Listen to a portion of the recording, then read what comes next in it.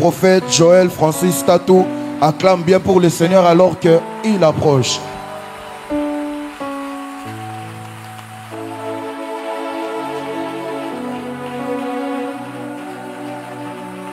Alléluia. Lève la main droite avec moi, on va élever Jésus-Christ. Dis avec moi, dans les cieux, sur la terre, sous la terre, dans la mer, dans ma famille, dans ma maison, dans mon pays et dans ma nation, dans mon esprit, dans mon âme, dans mon corps, dans mon être tout entier. Ce soir, à Hanouka 2025, je déclare que Jésus-Christ, le Fils de Dieu, est Seigneur. Je le crois dans mon cœur. Je le confesse de ma bouche. Il en était ainsi. Il en est ainsi. Et il en sera ainsi. Pour des siècles et des siècles. Amen. À Jésus la gloire ce soir. Avant toute chose, à lui la gloire et l'honneur, la puissance et la majesté. Amen. Alléluia. Si ça ne vous dérange pas, nous ne sommes pas seuls en train de suivre le culte. Il y a des milliers en ligne aussi. On va les acclamer et les accueillir parmi nous. Dieu vous bénisse abondamment d'être parmi nous. Et vous n'êtes pas seuls aussi dans la salle. Vous avez un voisin à gauche ou à droite. Acclamez pour votre frère ou votre soeur. Il faut beaucoup de courage pour faire Hanouka. Ce n'est pas une semaine, ce n'est pas 3 semaines, ce n'est pas 21 jours. Ce n'est même pas 30 jours, c'est 40 jours. C'est difficile pour la foi, difficile pour le corps. Et surtout quand on a prié à minuit et on a prié à 6 heures. Donc le temps de finir à 1h30, d'essayer de trouver le sommeil, de se réveiller à 6 heures. En tout cas, c'est épuisant. Mais la Bible déclare que fatigué, mais poursuivant toujours. Dis avec moi, nous sommes fatigués, mais nous allons poursuivre. Amen. Content de voir notre premier intervenant de ce soir, le prophète Gaius, qui vient de Pointe-Noire, le lion de Pointe-Noire. Je suis très content, il m'a dit qu'il était déjà arrivé. On est content que tu sois là. Dieu bénisse ton épouse, Dieu bénisse ton bébé. Il est papa dorénavant. Pendant recharge, il était presque papa. Là, il est papa déjà. Dieu bénisse son épouse et toute l'église qu'il dirige. Merci de venir encore et que Dieu te renouvelle. Abondamment content de voir le prophète Kevin qui est parmi nous aussi. Dieu te bénisse. Il vient du Grand Katanga et tous ceux qui l'ont accompagné aussi. Soyez les bienvenus parmi nous. Amen. Alors, est-ce qu'on est prêt ce soir? Bon, le cours que j'emmène ce soir, c'est un cours de pondération. Les gros cours à l'université, c'est pondération 6. Ok. Dis à ton voisin courage. Courage. Change de voisin, dis courage. Courage. Maintenant, déplace-toi, dis le professeur va enseigner. Dis à ton voisin, nous avons un cours de pondération 6. Nous avons un cours de pondération. Dis à ton voisin, sois rapide à comprendre. Sois rapide à comprendre. Voilà. Est-ce qu'on est prêt? Yes. Est-ce qu'on est prêt? Yes. Est-ce qu'on est prêt? Yes. Pour la dernière fois, est-ce qu'on est prêt? Allez, on peut commencer à travailler? Yes. Ce soir, j'enseigne sur le thème, comme vous l'avez vu, on peut dire ensemble, la loi des poids et des balances. C'est ça? On peut aller ensemble, 1, 2, 3, go. La loi des poids et des balances. Dis avec moi pour la dernière fois. La loi des poids et des balances. Amen. Amen. Que Jésus soit glorifié. Amen. Je vous propose quelques textes ce soir que nous allons lire. Nous lisons ce soir 3 textes assez longs, mais importants pour comprendre la suite.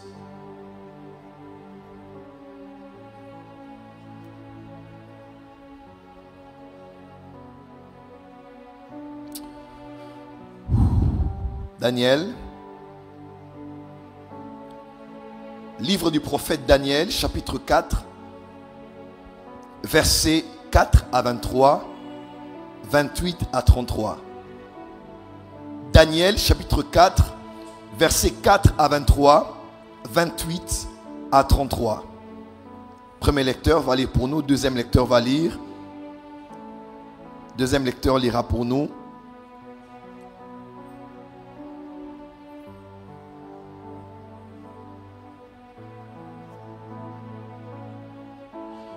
Daniel 5, versets 5 à 17, versets 22 à 31. Matthieu, excusez-moi, Daniel 5, versets 5 à 17, 22 à 31. J'ai besoin de quelqu'un qui... Ah, tu as le micro, d'accord. Lis, fais-nous vivre le texte que tu es en train de lire, puisque c'est assez long, il ne faut pas qu'on s'ennuie. On peut y aller? Yes. C'est parti. Daniel chapitre 4, versets 4 à 23, je lis au nom de Jésus. Est-ce que vous y êtes? Nous y sommes. Ok, on va lire la parole ensemble, c'est parti. Moi, Nebuchadnezzar, je vivais tranquillement dans ma maison et errais dans mon palais. J'ai eu un songe qui m'a effrayé. Les pensées dont j'étais poursuivi sur ma couche et les visions de mon esprit me remplissaient d'épouvante. J'ordonnais qu'on fît venir devant moi tous les sages de Babylone afin qu'ils me donnassent l'explication du songe. Alors vinrent les magiciens, les astrologues, les Chaldéens et les devins. Je leur dis le songe et ils ne m'en donnèrent point l'explication. En dernier lieu, se présenta devant moi Daniel, nommé Belchassar, d'après le nom de mon Dieu, et qui en lui l'esprit des dieux saints. Je lui dis le songe. Attends, on dit d'après le nom de mon Dieu, et qui a en lui l'esprit des dieux saints. Je lui dis le songe. Je lui dis le songe. Belchassar, chef des magiciens, qui en toi j'ai laissé l'esprit des dieux saints, et pour qui aucun secret n'est difficile. Donne-moi l'explication des visions que j'ai eues en songe. Voici les visions de mon esprit. Pendant que j'étais sur ma couche, j'ai regardé et voici, il y avait au milieu de la terre un arbre d'une grande hauteur. Cet arbre était devenu grand et fort. Sa cime s'élevait jusqu'au ciel et on les voyait des extrémités de toute la terre. Son feuillage était beau et ses fruits abondants. Il portait de la nourriture pour tous. Les bêtes des champs s'abritaient sous son ombre. Les oiseaux du ciel faisaient leur demeure parmi ses branches. Et tout être vivant tirait de lui sa nourriture. Dans les visions de mon esprit que j'avais sur ma couche, j'ai regardé et voici, un de ceux qui veillent et qui sont saints descendus des cieux. Ok, on va reprendre ensemble le verset 13. On peut lire ensemble 1, 2, 3, go. Dans les visions de mon esprit que j'avais sur ma couche, j'ai regardé et voici un de ceux qui veillent et qui sont saints descendus des cieux. Répétez encore. Dans les visions de mon esprit que j'avais sur ma couche, je regardais et voici un de ceux qui veillent et qui sont saints descendus des cieux. 14. Il cria avec force et parla ainsi. Abattez l'arbre et coupez ses branches, secouez les feuillages et dispersez les fruits, que les bêtes fuient dessous et les oiseaux du milieu de ses branches. Mais laissez en terre les troncs où se trouvent les racines et liez-les avec des chaînes de fer et des reins parmi l'herbe des champs, qu'il soit trempé de la rosée du ciel et qu'il ait comme les bêtes l'herbe de la terre pour partage. Son cœur d'homme lui sera ôté et un cœur de bête lui sera donné, et 7 temps passeront sur lui. Ces sentences est un décret de ceux qui veillent. Est-ce qu'on peut lire maintenant le verset 17 ensemble? 1, 2, 3. Cette sentence est un décret de ceux qui veillent. Cette résolution est un ordre des saints, afin que les vivants sachent que le Très-Haut domine sur le règne des hommes, qu'il le donne à qui il lui plaît et qu'il élève le plus vil des hommes. Je répète seul, cette sentence est un décret de ceux qui veillent. Une autre version dit des veilleurs. Cette résolution est un ordre des saints, afin que les vivants sachent que le Très-Haut domine. On parle 1 du Très-Haut, 2 on parle des vivants, c'est-à-dire les hommes, et 3 on parle des saints. Ok? Cette sentence est un décret de ceux qui veillent. Cette résolution est un ordre des saints. Les saints, ce sont ceux qui veillent. On dit afin que les vivants, les êtres humains, sachent que le Très-Haut domine sur le règne des hommes, qu'il le donne à qui il lui plaît et qu'il élève le plus vil des hommes. Verset 18. Voilà le songe que j'ai eu, moi le roi Nebuchadnezzar. Toi, Belchassar, donne-en l'explication, puisque tous les sages de mon royaume ne peuvent me la donner. toi tu les paies, car tu as en toi l'Esprit des dieux saints. Verset 23, on va avancer. Le verset 23, il est écrit: le roi a vu l'un de ceux qui veillent et qui sont saints descendre des cieux. Là, c'est Daniel maintenant qui explique le rêve du roi, n'est-ce pas? Yes. Au roi, il lui dit, le roi... Le roi a vu l'un de ceux qui veillent et qui sont saints descendre des cieux et dire: abattez l'arbre et détruisez-les, mais laissez-en les troncs où se trouvent les racines, et liez-les avec des chaînes de fer et des reins. Parmi l'herbe des champs, qu'il soit trempé de la rosée du ciel, et que son partage soit avec les bêtes des champs, jusqu'à ce temps soit passé sur lui. Voici l'explication au roi. Merci beaucoup. On va peut-être se limiter là. Daniel 5, versets 5 à 17. C'est un autre récit aussi. Daniel chapitre 5, à partir du 5e verset. Un songe d'un autre roi aussi. Au 17e. La Bible dit, je lis au nom de Jésus. Amen. En ce moment apparurent les doigts d'une main d'homme et ils écrivirent en face du chandelier sur le chaud de la muraille. Ici, vous connaissez l'histoire pour ceux qui ont déjà lu la Bible. Le roi de Babylone, après avoir vaincu Israël, conquis Jérusalem, tué le roi, il a pris avec lui des exilés. C'est là on parle de la période exilique d'Israël. Il a pris des exilés et notamment ils étaient de la tribu de Juda, puisque Jérusalem était la capitale du royaume du sud qu'on appelait Juda. Parmi les exilés, il y avait Daniel et ses amis, n'est-ce pas? Alors, il avait en même temps aussi pris tous les ustensiles du temple qu'il avait emmenés dans une place particulière. Et il a commencé à les souiller en prenant la coupe qu'on utilisait dans le temple à boire avec du vin. Il se souillait un peu avec tout ce qui se passait. Et puis quelque chose s'est passé à l'instant de manière surnaturelle. On va y aller. Verset 5, je lis au nom de Jésus. En ce moment apparurent les doigts d'une main d'homme et ils écrivirent en face du chandelier sur le sceau de la muraille du palais royal. Le roi vit cette extrémité de main qui écrivait. Alors les rois changea de couleur et ses pensées le troublèrent. Les jointures de ses reins se relâchèrent et ses genoux se heurtèrent l'un contre l'autre. Terrible. Le roi cria avec force qu'on fit venir les astrologues, les chaldéens, les devins, et le roi prit la parole et dit aux sages de Babylone: quiconque lira cette écriture et m'en donnera l'explication sera revêtu de pourpre, portera un collier d'or à son cou et aura la 3e place dans le gouvernement du royaume. Tous les sages du roi entrèrent, mais ils ne purent lire l'écriture et en donner au roi l'explication. 9. Sur quoi le roi Belchassar fut très effrayé, il changea des couleurs et ses grands furent consternés. La reine, à cause des paroles du roi et de ses grands, entra dans la salle des festins et prit ainsi la parole. Ô roi, vis éternellement, que tes pensées ne te troublent pas, et que ton visage ne change pas de couleur. Il y a dans ton royaume un homme qui a en lui l'esprit de Dieu. Dans votre entreprise, on dira, il y a un homme et il y a une femme. Amen. Il y a un homme dans ton royaume. Il y a un homme dans ton royaume qui a en lui l'esprit de Dieu saint.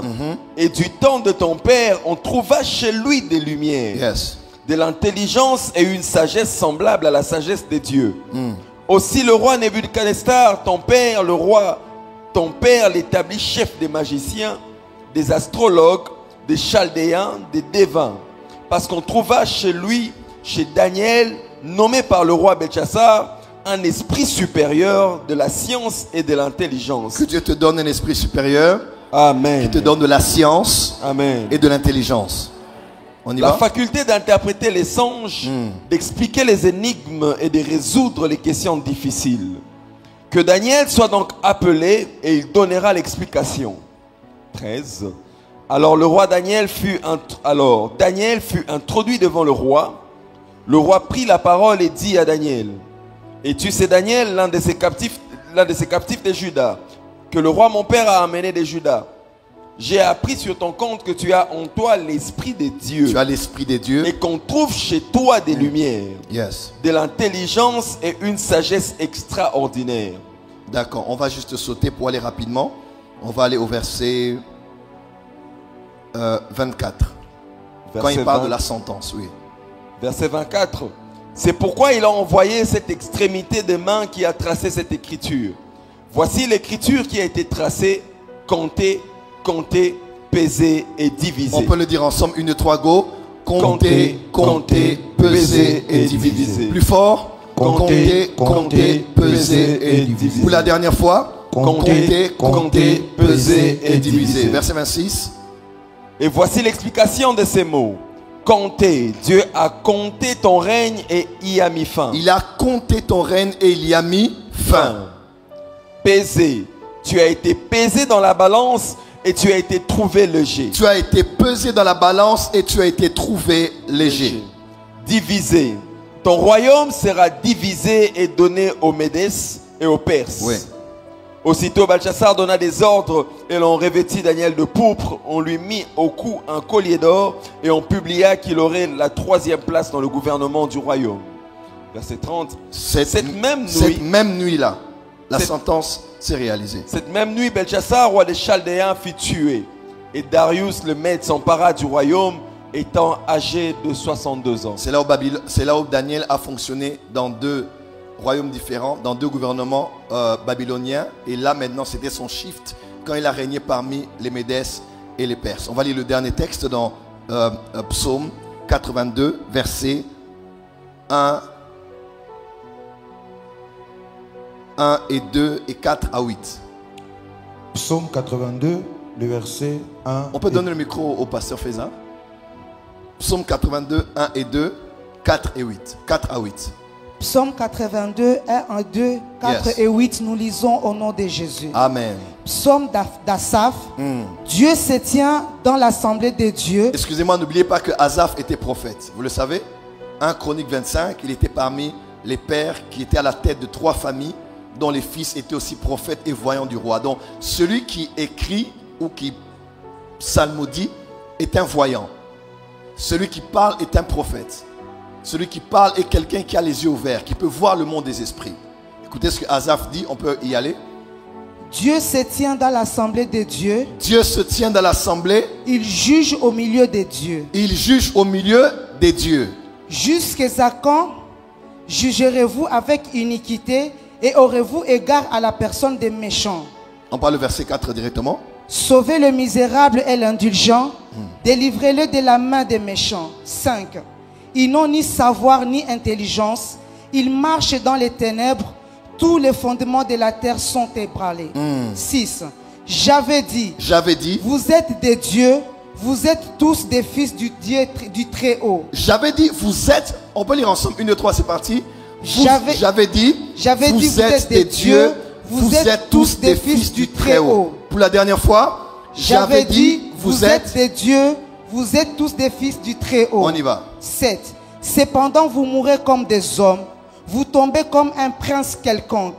8. Lève-toi, ô Dieu, juge la terre, car toutes les nations t'appartiennent. Parole du Seigneur. Père, bénis ta parole ce soir. Oins-moi, utilise-moi et donne-moi avec des mots simples et clairs et compréhensibles de pouvoir transmettre ces grands mystères qui concernent le monde des esprits. Nous savons qu'il y a des choses que nous allons comprendre directement à l'instant, d'autres que nous allons comprendre avec le temps.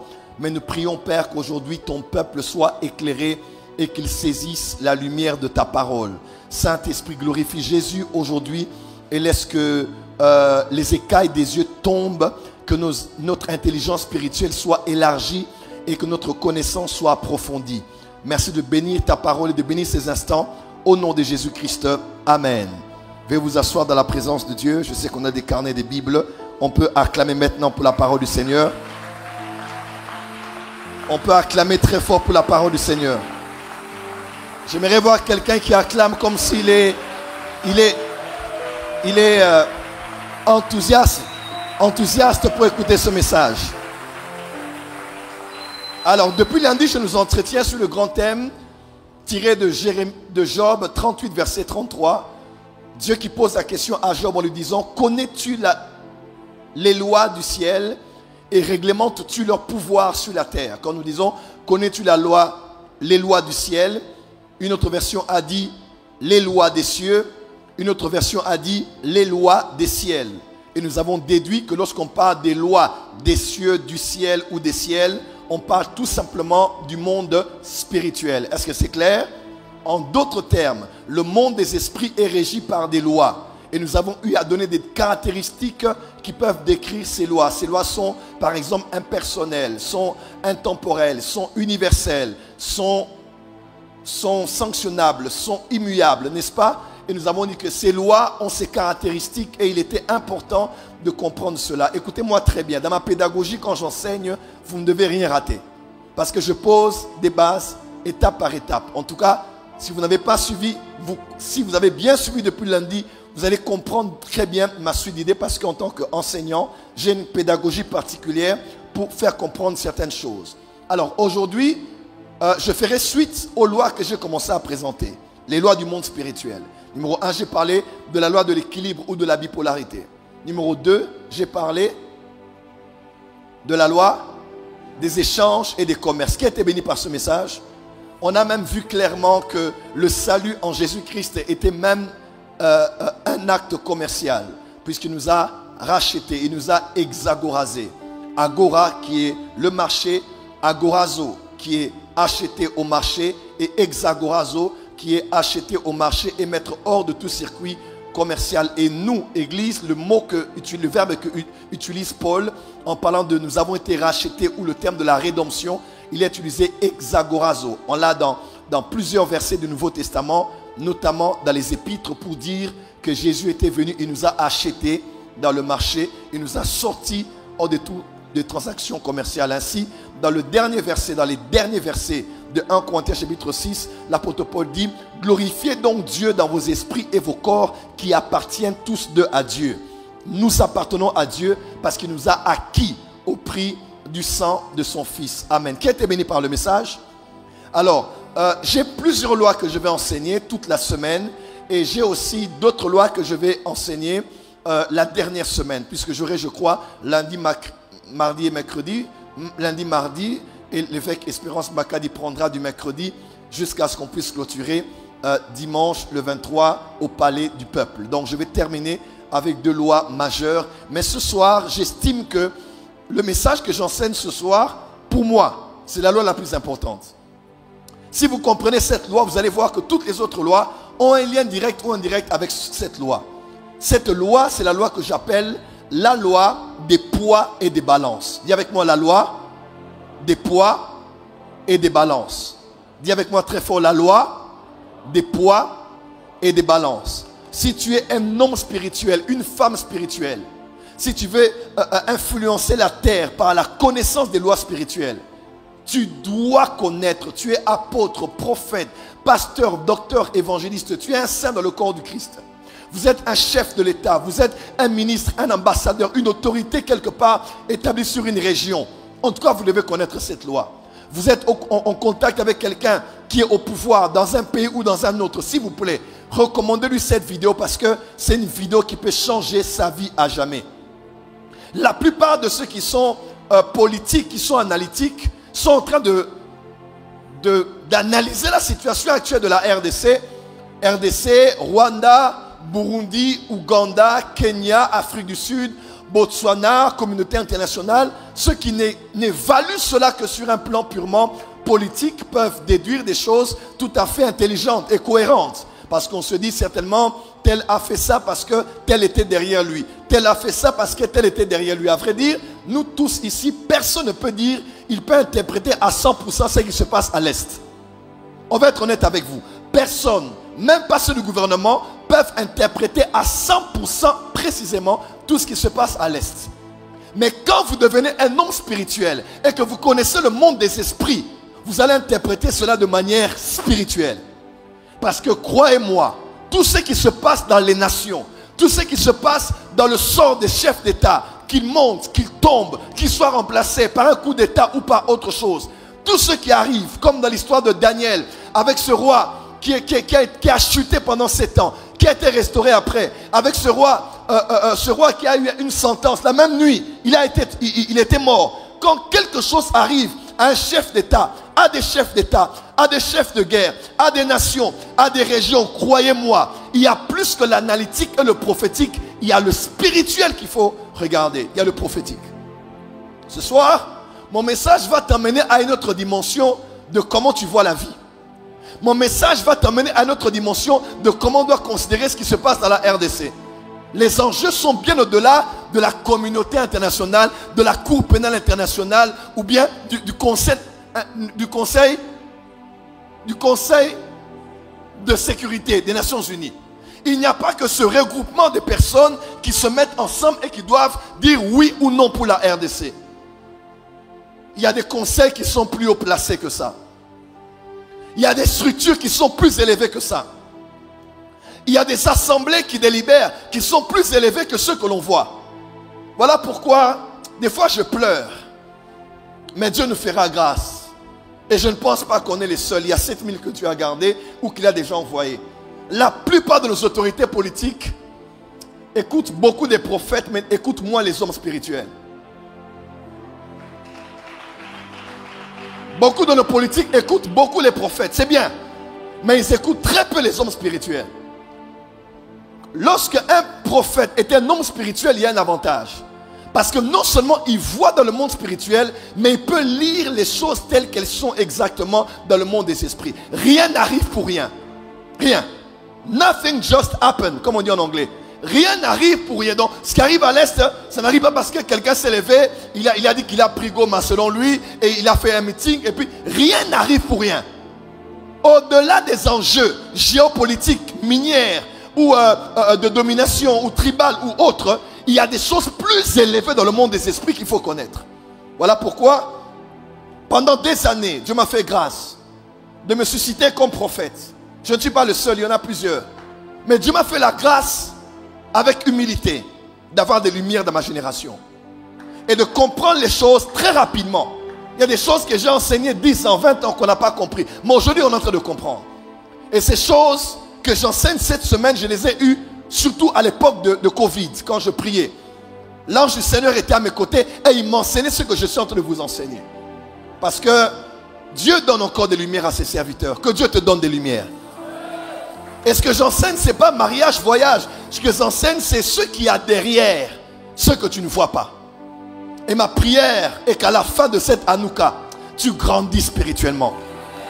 Alors, tu n'as pas dit Amen. Quand tu comprends les choses spirituellement, que tu montes encore en esprit, et que par la grâce de Dieu, en étant en contact avec les lois et leur obéissance, que tu orientes ta vie et la vie de plusieurs dans la volonté parfaite de Dieu pour eux. Je peux commencer maintenant? Est-ce que je peux commencer? Est-ce que je peux commencer? Je reviens à ce que j'ai dit hier et j'avance. Pour comprendre le monde des esprits, il faut comprendre 3 sphères. La sphère judiciaire, la sphère politique et la sphère économique ou commerciale. Quelqu'un avait suivi cela? Pour comprendre le monde spirituel, il faut comprendre ça. C'est le monde des pouvoirs, des trônes. C'est le monde des commerces, des échanges, des transactions. C'est même le monde aussi qu'on appelle le monde des juges, le monde judiciaire ou juridique. Amen. Par exemple, quand on parle de prééminence, nous connaissons bien le texte du droit d'aînesse avec Ésaü, Jacob, son père et sa mère. Qu'est-ce qui s'était passé pour que l'on ravisse à Ésaü son droit d'aînesse? C'était un troc, c'était un échange, c'était une vente. On dit c'est par ça qu'il a vendu son droit d'aînesse. En matière de prééminence, il y a toujours une histoire d'achat et de vente, conscient ou inconsciemment. Le monde spirituel, pour le comprendre, il faut comprendre le monde politique, gouvernemental, judiciaire avec la loi, mais aussi le monde commercial. Maintenant, aujourd'hui, je vais plus aller dans le monde des trônes et le monde juridique. Ça fait quelques années, j'ai fait un rêve. Mais je sais que ce n'était pas un rêve. On m'avait convoqué. Certains ont vu ce genre de rêve lorsqu'ils ont été dans l'assemblée des sorciers ou des ancêtres. Moi, j'ai fait ce songe parce que je savais que j'avais enfreint certaines règles, certains interdits. Et je me suis retrouvé devant un tribunal. Il y avait des trônes autour et des hommes qui étaient des juges. De ce qui se passait là, ma conscience dans la vision est arrivée à la fin. Tout ce qui s'était fait avant, j'étais là mais je n'en étais pas conscient. Mais j'étais conscient quand on voulait délibérer. Et il disait, pourquoi est-ce que je devais revenir au ciel et je devais mourir sur la terre? C'était ce qu'il délibérait. Et un de ceux qui étaient là a présenté quelque chose. Et on m'a dit, tu as encore à finir une mission et tu ne viens pas ici pour le moment. J'utilise des mots humains. Et je me suis réveillé. J'ai su que si les heures ou les jours qui suivaient on voyait Joël Francis qui mourait, tout le monde allait dire il est mort de maladie, il est mort d'attaque, il est mort de combat. Mais ceux à qui j'aurais partagé le songe, s'il y avait intermédiaire entre le rêve et un temps qui m'était encore donné pour arranger les choses, il vous aurait dit, Dieu a décidé de le prendre. Parce que dans le monde des esprits, peu importe le poids que Joël Francis a ou la mission qu'il a à faire avec Dieu, dans le monde des esprits, Dieu le juge et les juges autour de lui ont décidé de le reprendre. Rien n'arrive pour rien. Rien. Il y a toujours des décisions qui se prennent là-haut. Et j'aimerais vous emmener dans un long voyage qui va vous aider à aller d'un niveau de connaissance à un autre niveau de connaissance. Est-ce qu'on peut commencer? Acclame, je commence maintenant. Acclame. La loi des poids et des balances. Numéro 1, il faut qu'on soit clair avec quelque chose. Il y a deux choses que vous devez savoir. Pour comprendre la loi des poids et des balances, il y a deux choses essentielles que vous devrez comprendre.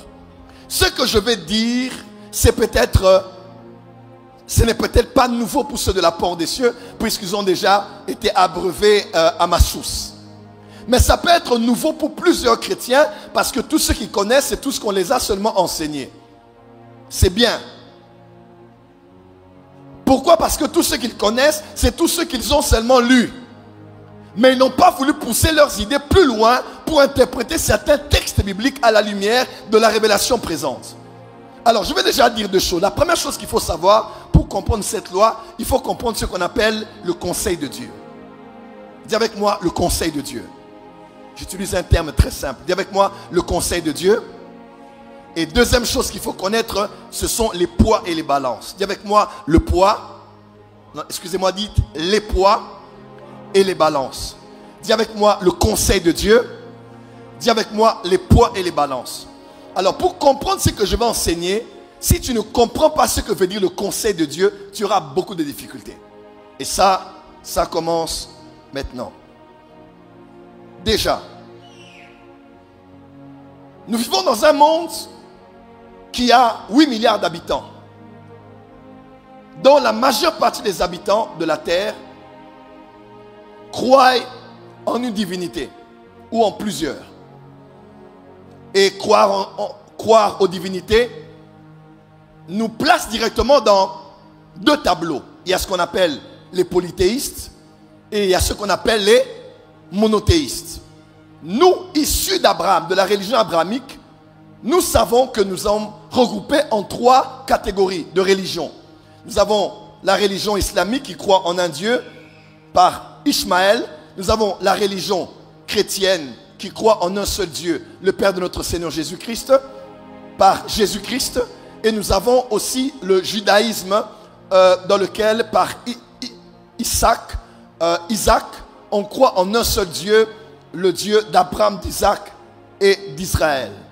Dans la déclaration juive, à la place de notre Père, ils déclarent que leur Dieu est un, leur Dieu est Ehad. C'est un seul Dieu, c'est un Dieu. Leur Dieu est unique. Ils n'ont pas plusieurs dieux, ils ont un seul Dieu. Amen, amen. Alors nous, les monothéistes, nous croyons qu'il y a un seul Dieu. Et les polythéistes, par exemple, croient qu'il y a plusieurs dieux.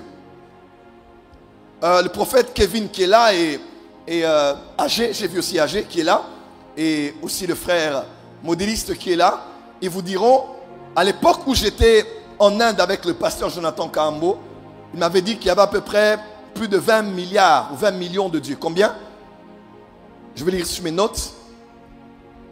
Il y a généralement dans ces pays, voilà, il y a 20 milliards de dieux.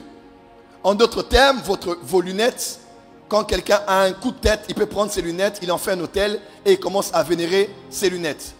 Ces lunettes deviennent un dieu. Il y a plus de dieux là-bas que les êtres humains qu'il y a sur la surface de la terre. parce qu'ils croient en plusieurs dieux. Mais écoutez-moi très bien. Écoutez-moi très très bien. Généralement, nous définissons le monothéisme et le polythéisme de manière très basique. Mais on peut aller un peu plus loin que ça. Que disons-nous quand nous disons ceux-là sont des polythéistes? Nous disons c'est ceux qui croient en l'existence de plusieurs dieux, qui adorent et vénèrent plusieurs dieux. Et nous disons que nous sommes des monothéistes, c'est-à-dire nous croyons en l'existence d'un seul Dieu. C'est-à-dire il n'y a pas plusieurs dieux, il n'y en a qu'un seul. Il n'y a pas beaucoup de dieux, il y a un seul Dieu. Les autres dieux là n'existent pas, c'est un mensonge, c'est de la foutaise. Il n'y a qu'un seul Dieu et ce Dieu là, il s'appelle, c'est notre Dieu, le Père de notre Seigneur Jésus-Christ, le Dieu trinitaire, Père, Fils et Saint-Esprit. Et nous définissons généralement les choses comme ça. Et pourtant, la vérité est à moitié. Écoutez-moi très bien. Le monothéisme, quand on va en profondeur de la Bible, prophète Philippe, ce n'est pas le fait de croire en l'existence d'un seul Dieu. Le véritable monothéisme en profondeur de la Bible croit qu'il y a plusieurs dieux. Mais le monothéisme, au-delà du polythéisme de croire qu'il y a plusieurs dieux, le monothéisme maintenant croit qu'il y a un Dieu qui est au-dessus de tous les dieux et qui accepte de faire un culte et placer sa foi en ce Dieu-là. Le monothéisme, ce n'est pas l'inexistence de plusieurs dieux, mais c'est la supériorité de Yahweh sur les autres dieux. Le monothéisme véritable et spirituel, ce n'est pas dire il n'y a qu'un seul Dieu, les autres ne sont pas des dieux, c'est faux. Le vrai monothéisme, c'est croire qu'il y a plusieurs dieux. Mais le Dieu d'Israël, qui nous a donné son fils Jésus après, dans la dispensation de la grâce, c'est lui le seul vrai, le Dieu le plus élevé et le Dieu qui est digne d'adoration. C'est ça être monothéiste. Quand je le dis, je permets aux Africains d'acclamer ce que je dis. Pourquoi? Parce que généralement, nous qui sommes venus, nous qui avons reçu l'évangile, quand l'évangile nous est venu des pays occidentaux, on nous a dit, vos dieux ne sont pas des dieux. Le seul Dieu, c'est Jésus-Christ. Recevez-le dans vos cœurs et vous serez sauvés. C'était bien. Mais ce n'est pas total. Parce que les dieux que les Africains ont connus sont aussi des dieux.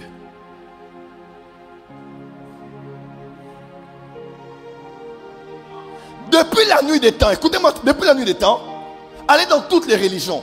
Toutes les religions croient en ce qu'on appelle un panthéon. C'est-à-dire, il y a un lieu qu'ils établissaient comme un temple où ils adoraient tous les dieux. Mais il y avait aussi un endroit entre les cieux et la terre, une dimension spirituelle où les dieux siégeaient et décidaient sur la vie des hommes.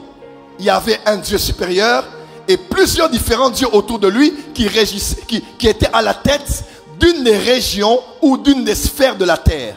Le Dieu de la pêche, le Dieu de la guerre, le Dieu des rivières, le Dieu des eaux, le Dieu des planètes, le Dieu de ceci, le Dieu de cela.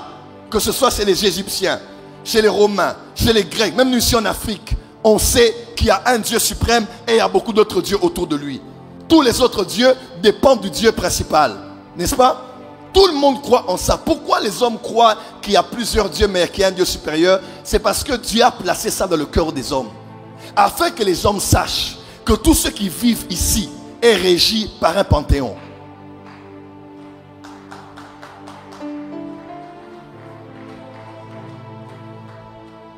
Ça va aller. Dis à ton voisin courage. Je vous donne les versets. Psaume 86, versets 8 à 9. Nul n'est comme toi parmi les dieux, Seigneur, et rien ne ressemble à tes œuvres. Toutes les nations que tu as faites viendront se prosterner devant toi, Seigneur, et te rendre gloire à ton nom. Exode 15, verset 11. Qui est comme toi parmi les dieux? Donc, Moïse sait qu'il y a des dieux. Et il dit, ô Éternel, qui comme toi, magnifique en sainteté, digne de louange, opérant des signes. Psaume 136, verset 2. Louez le Dieu des cieux. Excusez-moi. Louez le Dieu des dieux, car sa miséricorde dure à toujours. Psaume 97, 7 à 9. ils sont confondus. Tous ceux qui servent les images, qui se font gloire des idoles, tous les dieux se prosternent devant lui. Tous les dieux se prosternent devant lui. Car toi, Éternel, tu es le très haut sous toute la terre. Tu es souverainement élevé au-dessus de tous les dieux. Le monothéisme, ce n'est pas nier qu'il y a d'autres dieux, mais c'est d'accepter que le Dieu des cieux, c'est notre Dieu et il est élevé au-dessus de tous les dieux. Psaume 96, verset 4. Car l'Éternel est grand et digne de louange. Il est redoutable par-dessus tous les dieux. 1 Corinthiens 8, verset 5. Peut-être que vous direz, c'est l'ancienne alliance. 1 Corinthiens 8, verset 5. Car s'il est des êtres qui sont appelés Dieu, soit dans le ciel, soit sur la terre, comme il existe réellement plusieurs dieux et plusieurs seigneurs. L'apôtre Paul ne nie pas qu'il existe des seigneurs et qu'il existe plusieurs dieux. Oui, il n'y a pas que Dieu qui existe. Notre Dieu, nous l'appelons le Dieu des dieux. Parce que nous avons décidé de l'adorer, car nous savons que c'est lui qui est élevé au-dessus de tous les dieux. Mais nous ne nions pas le fait que nous savons sur cette terre qu'il existe aussi des dieux. Sinon on n'appellerait pas le Dieu des dieux. La première fois que cette histoire des dieux est sortie, c'était dans l'histoire de l'échange commercial entre Satan, dans le serpent, et la femme. Genèse 3, verset 4 à 5. C'est grave ce que Lucifer dit ici. Il dit, car alors le serpent dit à la femme, vous ne mourrez point, mais Dieu sait, le jour où vous en mangerez, vos yeux s'ouvriront et vous serez comme des dieux, connaissant le bien et le mal. Satan n'a jamais dit à la femme, vous allez être comme Dieu. Il a dit, vous allez être comme des dieux. Il n'a pas menti. Parce que Satan qui a vécu avant Adam et Ève, de la civilisation pré-adamique, avait la conscience qu'il existe des dieux. Et que si la femme et l'homme mangent, ils vont être dans le standard de ce que sont les dieux. Dis à ton voisin, les dieux existent. Dis à ton voisin, les dieux existent. Dis avec moi, les dieux existent. Quand vous lisez Daniel, chapitre 3, verset 25, on dit, il reprit et dit, eh bien, je vois 4 hommes sans lien qui marchent au milieu du feu et qui n'ont point de mal. Et la figure du 4e ressemble à celle d'un fils des dieux. À celle d'un fils de Dieu. Oh, les évangéliques de ma génération disent toujours, Jésus-Christ est le pain de vie, Jésus-Christ est la manne cachée, Jésus-Christ est la 4e personne de la fournaise ardente. C'est faux. Celui que les hommes ont vu de la fournaise ardente, qui était le 4e, n'était pas le fils de Dieu. Il était semblable au fils de Dieu. Ce n'était pas Jésus de l'Ancien Testament. Ceux de la civilisation de l'époque savaient qu'il y avait des dieux. Il y avait des saints. Il y avait des hommes qui possédaient leur esprit. Ils avaient l'esprit des dieux saints. On peut avancer? Est-ce qu'on peut avancer?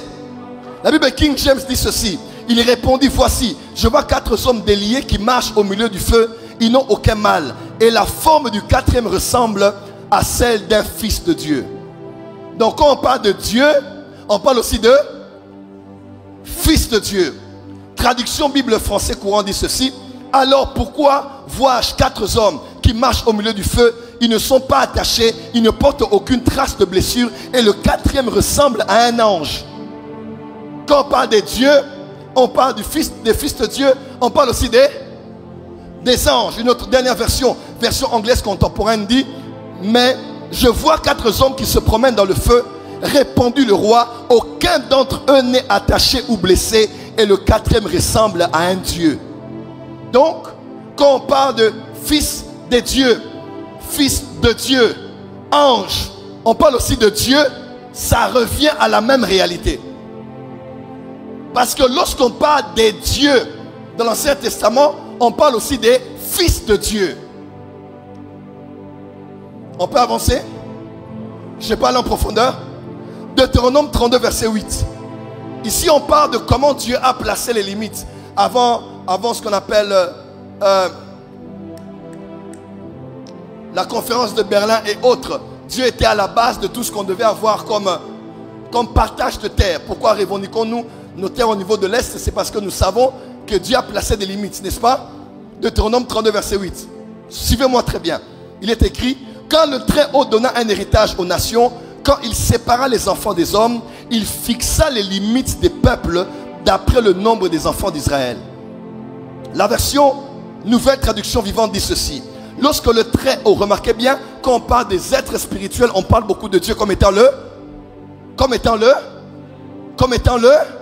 ok. On dit lorsque le Très-Haut attribua au territoire, aux nations, des territoires aux nations, lorsqu'il répartit le genre humain, il fixa les frontières des peuples selon le nombre de sa cour céleste. Une autre version dit, il a fixé les frontières des peuples selon le nombre des fils de Dieu. Une autre version dit, anglaise contemporaine, il assigna à chacun d'eux un ange gardien. Une autre version dit, nouvelle version standard révisée dit, quand il divisa les hommes, il fixa les frontières des peuples selon les nombres des dieux. Maintenant je vous explique. Dis avec moi, Dieu est le Dieu des dieux. Sous lui, il existe des dieux.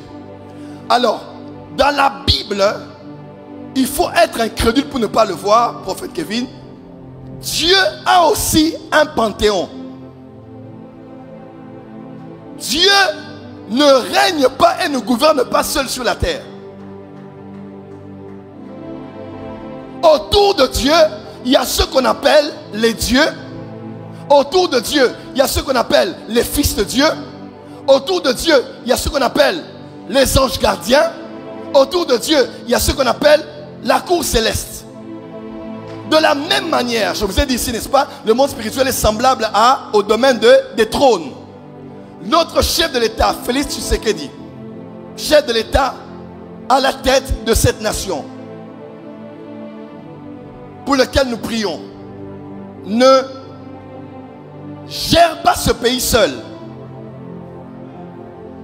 Son pouvoir est un pouvoir suprême, mais il ne peut s'exécuter de lui à la population. Impossible. Il a lui aussi, du haut de son trône, autour de lui plusieurs autres structures. Comment? Il a son cabinet, il y a la maison civile, la maison militaire, il y a la CNS, il y a l'ANER, il y a l'armée, il y a la police, il y a, si on doit être sur le plan purement administratif, il y a le Sénat, il y a le Parlement, il y a le gouvernement avec le chef du gouvernement. Bref, le chef de l'État est à la tête et il a plusieurs structures autour de lui qui lui permettent de réguler la vie qui se passe dans la population. Il peut dire un mot, il n'ira pas lui-même aller arranger la route. Quand il part, le ministre en charge de ceux qui a de la route donnera aussi des instructions. Les ouvriers iront travailler là-bas. Il a parlé, mais il a les exécuteurs de sa parole qui agissent. Et eux sont même habilités à faire des suggestions, à faire des propositions. Il a le dernier mot, mais il a des structures autour de lui qui gèrent la nation avec lui. Je sais que ça ne passe pas dans la tête de beaucoup de chrétiens, mais la Bible est claire à ce sujet. Lorsque ça concerne la terre, Dieu gère les choses comme ça. Deutéronome 32 explique au fait que quand Dieu a donné à chaque peuple sa terre et ses limites, ses frontières, Dieu a placé un ange gardien sur chaque pays. Est-ce que vous savez que le Congo a un ange? Vous savez que l'Angola a un ange? Une fois j'étais allé avec Christian Baki, on est allé à Brazzaville. Dieu m'a dit, je ferai ça avec toi à Brazza, telle tête. Je bénis Dieu parce que ce que Dieu m'a dit s'accomplira par prophète Kainos aujourd'hui. Il m'a dit des choses qu'il fera avec moi à Brazza, des choses. Et pendant que je priais avec Christian, on était allé à un deuil de la présidence, de la famille de la présidence.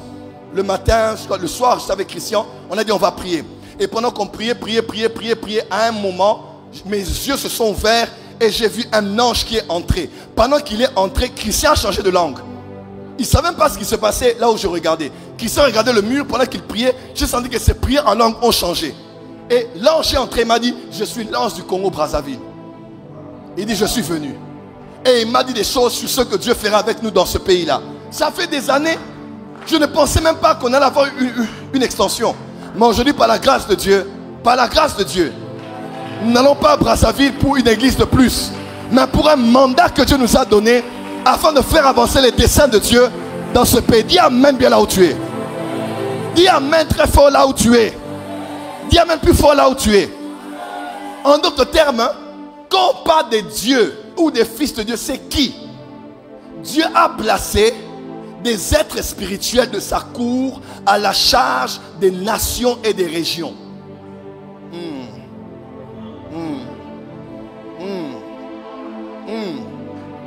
Job chapitre 1. Lorsque Dieu était assis sur son trône et que les fils de Dieu venaient devant lui, pourquoi? Je ne sais pas. Mais bizarrement, Satan est entré aussi parmi les fils de Dieu. Et Dieu lui a dit, tu viens d'où? Il dit, je viens de la terre. Parce que le moment où Dieu rassemble ses fils autour de lui, c'est pour traiter des affaires de la terre. Ça commence à venir? C'est pour traiter des affaires de la terre. Traiter des affaires de la terre. Traiter des affaires de la terre. Traiter des affaires de la terre. Donc Dieu est Dieu du haut de son trône, mais il a tout un gouvernement autour de lui qui gère avec lui les affaires de la terre. Il y a un roi qui avait épousé une femme perverse. La femme a été jugée par la puissance de Dieu. Le mari était resté encore là dans ses derniers jours. Il appelle Josaphat, le roi du royaume du sud. Il dit, mon frère, on va aller en guerre avec toi. Il dit, d'accord mon cher, on va aller. Ils ont fait mettre leur trône. Ils se sont mis sur les trônes. Josaphat a dit, on va aller en guerre, c'est bien, mais moi je crains Dieu. Moi je crois au prophète. Y a-t-il un prophète ici chez qui on peut écouter Dieu? Il dit, d'accord. Et on fait venir plusieurs prophètes qui viennent. Et tous disent que le roi va aller à la guerre qui avait lieu le lendemain et qu'il allait vaincre. Et puis, le roi dit, non, certainement, il faut que... Josaphat dit, est-ce qu'il n'y a pas un autre prophète? Il dit, oui, il y a un même qui ne dit jamais des bonnes choses. On fait appeler Michée, vous vous rappelez? Michée vient. Michée prophétise. Michée aussi dit, roi, tu pars, tu vas vaincre, tu vas gagner. Et le roi dit, hé, toi, tais-toi. Arrête de me mentir. Dis-moi la vérité. Qu'est-ce qui va arriver sur le champ de bataille? Et Michée parle de la transe qu'il avait eue. Parle de la vision qu'il avait. Il dit, oh roi, voilà ce que j'ai vu. Dans le monde des esprits, j'ai vu l'Éternel des armées assis sur son trône. Il est assis sur son trône et l'armée des cieux l'environnait. Et il avait décidé de mettre fin au règne d'Akab, qui avait fait tuer Naboth, qui avait par sa femme amené la perversion et l'apostasie en Israël. Les esprits commençaient à parler. Puis Michée a dit, j'ai vu un esprit qui est sorti parmi les esprits. Et a dit, moi, je vais descendre là-bas et je vais devenir un esprit de mensonge dans la bouche des prophètes. En d'autres termes, la vision que Michée a eu lieu avant que les prophètes ne soient invités et qu'ils n'aient prophétisé. Quand les prophètes prophétisaient, l'esprit de mensonge était déjà venu. Ils pensaient prophétiser par Dieu, mais ils prophétisaient par un esprit qui avait été métamorphosé et qui venait du conseil d'Elohim.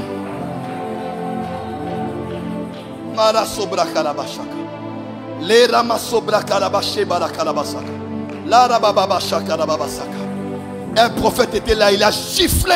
Il dit, quoi, qu'est-ce que tu racontes? Depuis quand le Saint-Esprit m'a quitté et il est entré en toi? On l'a pris, on l'a foutu en prison. Michée aussi a déclaré une sentence sur lui. Le lendemain, le roi a dit, d'accord, il faut que je me cache. Le roi s'est déguisé, n'est-ce pas? Il est allé pour qu'on ne le voie pas. Ils sont allés en guerre, 2 nations, 2 armées. Mais comme le monde des esprits détermine aussi le sort des guerres, voilà pourquoi la guerre à l'Est n'est pas qu'une histoire de l'armée, une histoire de postes et de débats. L'histoire de l'Est doit être traitée par des hommes spirituels. Nous, en Afrique, je vous aurais même dit, allez parler aux anciens. Ils vont vous redonner le pays. Mais comme nous sommes dans la dispensation de la grâce, Dieu a donné au monde de l'église, qui est l'intermédiaire entre lui et la terre. Il y a dans l'église des hommes spirituels qui sont capables de résoudre des énigmes et des questions difficiles. Le monde de la politique, c'est le monde des balances. Je crois que nous prions. Je crois que Dieu va agir. Mais en tant qu'homme spirituel, ça je sais que quand je vous dis ça, je vous parle par la foi pour vous encourager. Mais en tant qu'homme spirituel, je sais aussi que si notre chef ne fait pas certaines choses, si l'armée ne fait pas certaines choses, si le gouvernement ne fait pas certaines choses, on va passer à côté et on va pleurer dans ce pays. Oui, c'est pas vous décourager. Tant que vous ne comprenez pas le monde spirituel, vous allez continuer à répéter année après année les mêmes erreurs. Une des choses qu'on doit faire, c'est se repentir. Dieu a donné le pouvoir, pas au chef de l'État. Le pouvoir a été donné à l'église pendant ces quinquennats. Qu'est-ce que l'église en a fait? Les pasteurs là-bas, des gens qui sont dans les mines, des gens qui sont dans les escroqueries, des surfacturations. Il faut la repentance sincère du haut, du sommet de l'État, jusqu'en bas ici. C'est nous qui avons ouvert des brèches pour que l'église en arrive à là. Quand il fallait prendre des initiatives importantes et agir comme des hommes matures, on a fait des fêtes ici, des fêtes là-bas, nos enfants ont fait des fêtes ici et des carrières miniers là-bas. Il faut une repentance sincère devant Dieu.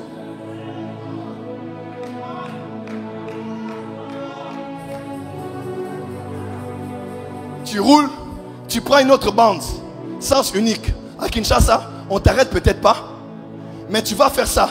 En Afrique du Sud, on t'arrête et tu as des amendes. Tout ce que l'on peut faire n'est pas censuré en fonction aussi de quel régime dans lequel on est. Quand vous voulez conduire votre pays comme vous le voulez, Dieu aussi vous fera faire des choses. Mais quand vous dites on donne cette nation à Dieu, alors s'il vous plaît, vous avez créé un autre régime. Vous devez faire les choses comme Dieu le veut. Oh! Qui a déjà vu quelqu'un qui donne l'offrande dans le panier, après qui dit donnez-moi encore l'argent là, je vais voir ce que je vais faire avec. Vous avez donné le Congo à Dieu, laissez Dieu régner dans ce pays, la justice et l'équité. Mais un pays où on arrête des personnes impunément, un pays où on met dans des cachots des gens 3 ans, 4 ans, 5 ans sans qu'ils n'aient fait un délit, où on tue des gens, où on traite injustement les gens parce qu'on est au pouvoir. Vous voulez que Dieu fasse quoi? Il va vous humilier en public. Dieu est un feu dévorant. C'est valable pour moi ou pour nous tous qui sommes ici.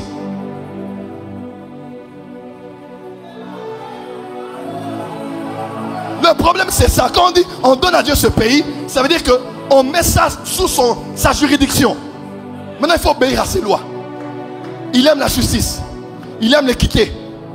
Il n'aime pas la corruption. Il n'aime pas que quelqu'un, il a fait mal, on le met en prison, après on le fait sortir de prison. Dieu n'aime pas ça. Dieu n'aime pas ça. Il faut la repentance dans le gouvernement. Il faut la repentance. Il y a d'autres êtres qui gèrent ce monde, croyez-moi. On doit s'humilier.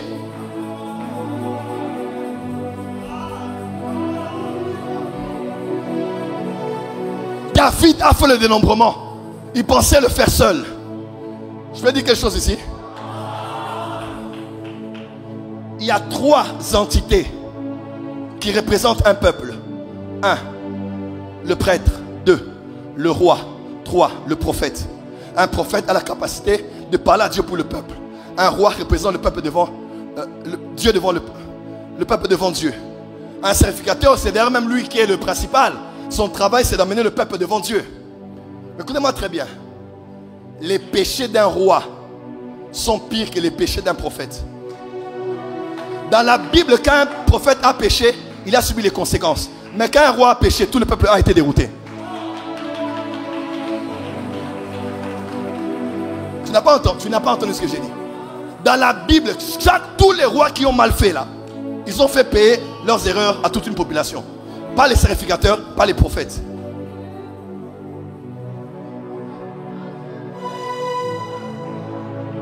Oui, et si Dieu nous secoue dans cette histoire de l'Est, Dieu maintenant nous donne la paix. Nous, on se connaît les Congolais. Hein? Quand on souffre là, c'est là qu'on pleure, qu'on poste. Mais quand la guerre est finie, on va revenir à nos anciennes voies. Si on a voulu donner ce pays à Jésus, obéissons à Jésus jusqu'à la fin.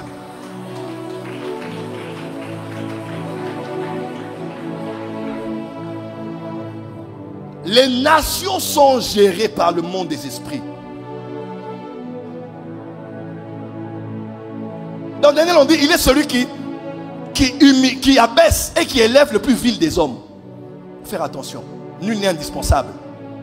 Même si on a prié pour toi, même si on t'a oint, même si Dieu est avec toi, si tu ne marches pas avec Dieu. Vous voyez le rêve dont je vous ai parlé, mais moi-même j'ai failli être disqualifié. Parce que Dieu ne fait l'acception de personne. Dis à ton voisin, la terre est dirigée par le monde spirituel. Quelqu'un a compris ici? Donc il y a des êtres au-dessus des nations. Et ces êtres font partie de ce qu'on appelle le conseil de Dieu. Un conseil, c'est une réunion de personnes qui délibèrent, qui donnent leur avis sur des affaires publiques ou privées. Un conseil, c'est une assemblée de personnes chargées de fonctions consultatives, délibératives, administratives, juridictionnelles. Par exemple, le conseil municipal. Les êtres qui sont autour de Dieu, là, qui siègent avec Dieu, on les appelle comment? Le conseil de Dieu. On les appelle comment? Les veilleurs. Ceux qui veillent. Ô roi, un de ceux qui veillent est venu. Et c'est lui qui a dit abattez-le. Ce n'est pas Dieu qui a parlé. Ce n'est pas Dieu qui a jugé. C'est un des êtres du gouvernement qui est venu et a dit on va t'abattre pour que tu restes, tu saches que Dieu, le Dieu très haut, il domine sur les vivants ici. Il y a des jugements qui tombent sur les pays qui ne viennent pas de Dieu directement. Mais c'est des êtres autour de Dieu qui viennent libérer des sentences pour que les hommes reviennent à Dieu. Heureusement, quand on a dit on va couper l'arbre, on a dit on ne va pas couper jusqu'à la racine. Parce que Dieu est bon. Même quand on a fait une erreur, Dieu peut nous couper. Mais il n'enlèvera pas la racine. La racine, c'est la preuve. Quand Dieu laisse la racine, c'est la preuve qu'il peut te donner une seconde chance. Si tu t'humilies et tu reviens à lui, la racine peut encore porter des rejetons. Ma prière que dans la miséricorde de Dieu, Dieu pense à la RDC, Dieu pense à nous l'église, là où on a mal fait, là où nous les pasteurs, les prophètes, on a mal fait, là où on devait dire la vérité, on a flatté, là où on a corrompu, là où on a fait le mal en commençant par moi et par nous tous ici. Que Dieu ait pitié de nous, qui nous pardonne et qui nous lave par son sang précieux. Quelqu'un peut dire Jésus, miséricorde. Et vous asseoir. Il s'appelle aussi les observateurs. Une autre version de Daniel, on dit observateurs. On les appelle aussi les sentinelles. On les appelle les rois, les juges de la terre. On les appelle les gouverneurs. On les appelle l'assemblée des dieux. On les appelle l'armée des cieux. On les appelle les commandants. On les appelle les fils de Dieu. On les appelle les anges gardiens des nations. On les appelle les dieux. Beaucoup de chrétiens ne savent pas ça. Vous devez le savoir. Dieu a un conseil autour de lui avec lequel il juge et traite les affaires de la terre. Voilà pourquoi dans le psaume on a lu ici, on dit Dieu siège dans l'assemblée des dieux. En fait, ce psaume ne parle pas de David. Ce psaume ne parle pas d'un roi terrestre. Ce psaume est juste l'image musicale ou bien psalmodiée d'une réalité qu'il y a dans le ciel. Ce psaume veut seulement dire quoi? Dans ce psaume on dit Dieu a convoqué ses dieux, les gouverneurs des terres, et Dieu a commencé à leur dire vous êtes des dieux, vous êtes des fils du Dieu très haut, mais voilà comment vous allez chuter comme des hommes. Pourquoi? Je vous ai laissé gérer les affaires de la terre et vous êtes pervertis. De faire des choses, vous avez mal fait. Genèse chapitre 6 verset 1, on dit les fils de Dieu sont venus, ils ont vu les filles des hommes. Comment ils ont pu les voir? Parce qu'ils étaient certainement en train de gérer la cité. Ils ont vu les femmes, on dit mystique. Ils sont descendus, ils ont pris des filles des hommes comme leurs femmes et ils ont eu des enfants avec eux. Il n'y a pas eu une seule rébellion au ciel. Il y a eu plusieurs rébellions.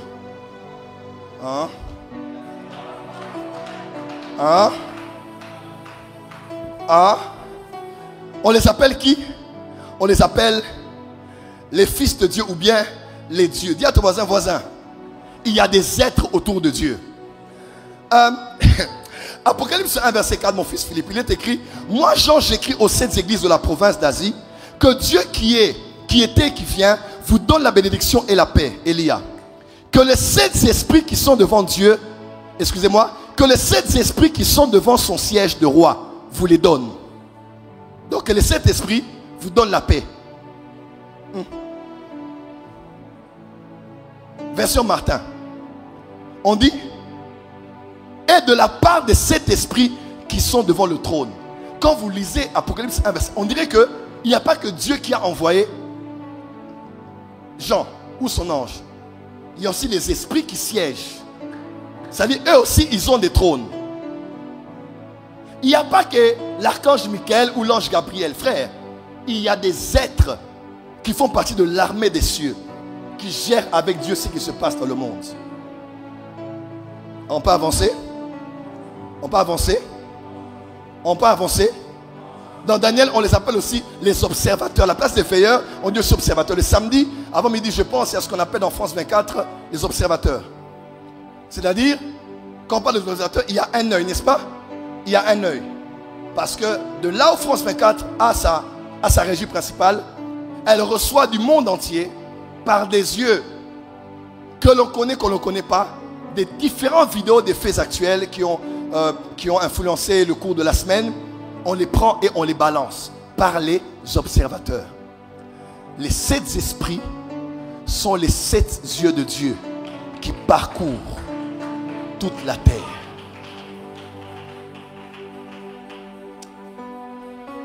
Est-ce que je peux avancer? Maintenant, quel est le rôle de ces esprits-là? Parmi le rôle que ces esprits ont, écoutez-moi très bien, ces esprits-là ont pour rôle de voir les œuvres des hommes, qui qu'ils soient, d'un roi à un petit peuple. Ces esprits voient, observent, et qu'est-ce qu'ils font? Ils ont la mission de compter les œuvres des hommes,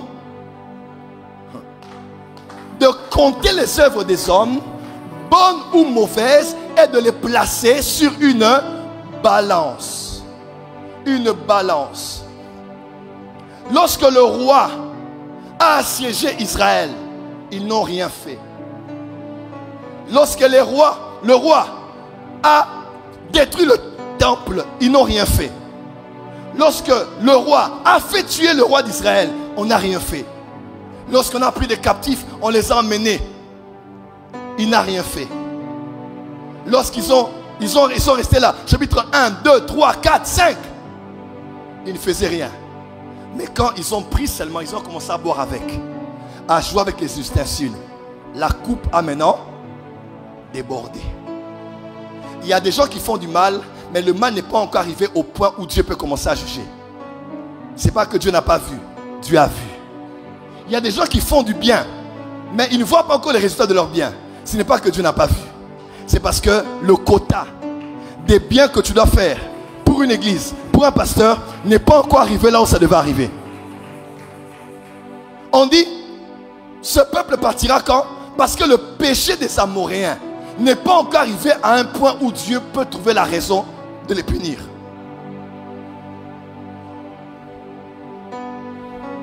Le travail des veilleurs, c'est de faire quoi? Qu'est-ce qu'ils font? La Bible déclare, ils ont dit, roi, on a compté tes œuvres.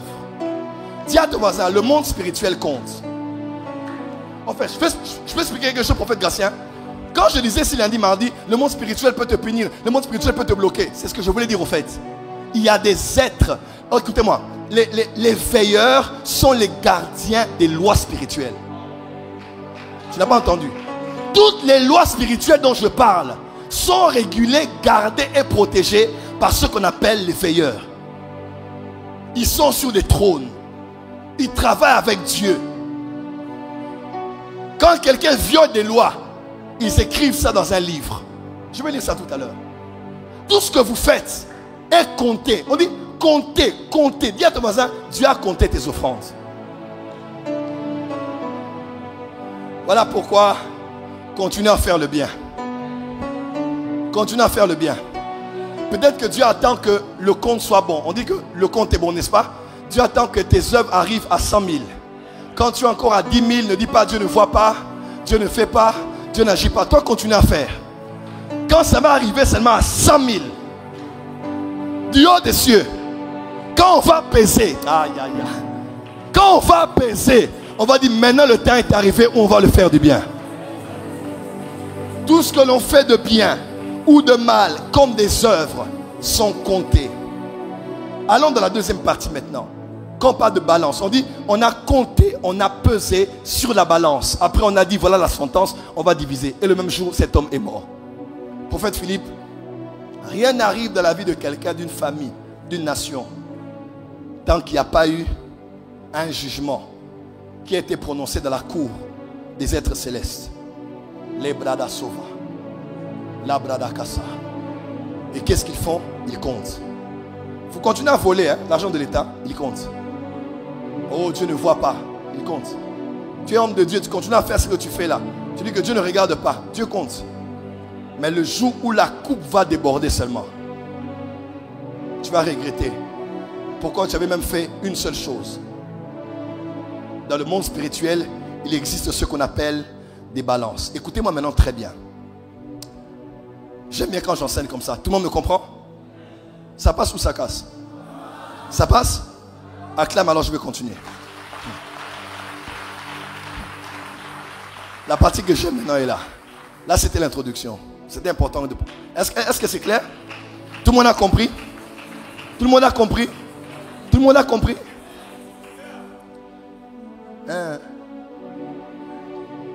La balance, c'est quoi? C'est un appareil qui sert à comparer des grandeurs, particulièrement des masses. On pèse, on connaît le poids, mais en même temps aussi on compare. Dis avec moi la balance. La balance sert à connaître le poids, n'est-ce pas? Des fois on se met sur la balance, n'est-ce pas? Pour voir notre poids, tu pèses combien maintenant? Mais la balance c'est aussi, non seulement pour peser, mais à la fin pour comparer. Pour voir qu'est-ce qui est plus lourd ou moins et pour ajuster le poids afin qu'il y ait équilibre. Dis avec moi équilibre. Alors écoutez-moi très bien maintenant, Pasteur Feza. Que veut dire une balance? Dans mon message, je l'écris aujourd'hui. La balance est l'instrument par excellence, écrivez. La balance est l'instrument par excellence dans le monde des esprits avec lequel Dieu et son conseil pèsent nos œuvres pour en définir le poids et en déterminer la récompense de chacun. Je répète, la balance dans le monde spirituel, c'est l'instrument par excellence dans le monde des esprits avec lequel Dieu et son conseil pèsent nos œuvres pour en définir le poids et en déterminer la récompense de chacun. Dans le monde des esprits, il existe une balance. Quand les anges voient ce qu'ils voient, ils prennent ce qu'ils prennent et ils posent sur la balance. Amen.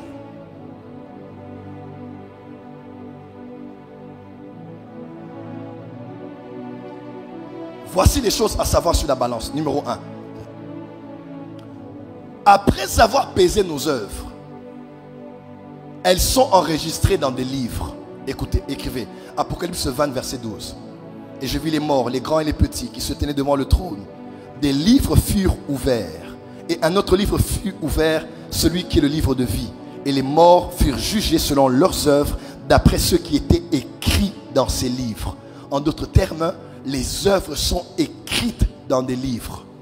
Oui, les œuvres sont inscrites dans des livres.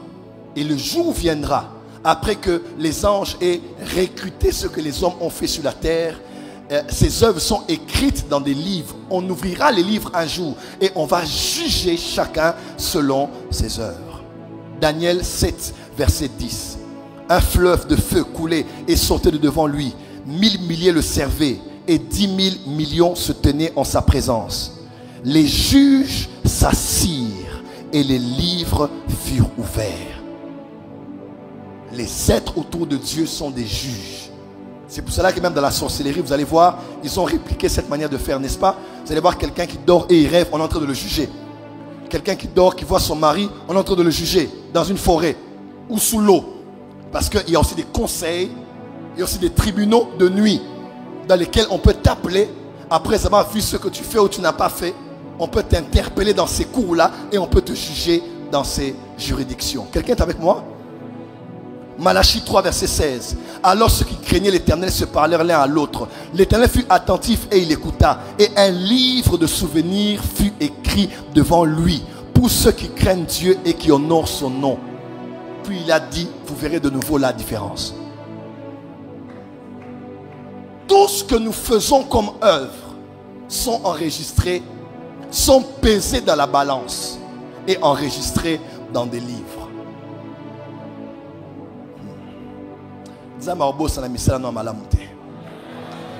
Dieu n'oubliera pas, il n'oubliera pas. Voilà pourquoi que Dieu ouvre son livre de souvenirs aujourd'hui.